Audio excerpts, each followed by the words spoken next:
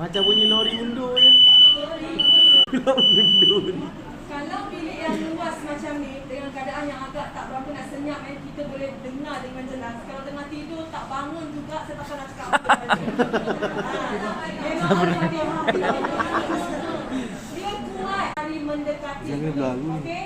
Dan satu benda juga, saya sangat kagum dengan orang Malaysia kita. Saya banyak buat taklimat, saya tanya siapa yang ada sedia macam ni. Ramai yang dah ada sedia dekat rumah, bagus. Bila saya tanya letak dekat mana, dia jawab dekat saya dalam kotak lagi, Nabila. Betapa sedihnya saya. Letak dekat mana sepatutnya yang sesuai.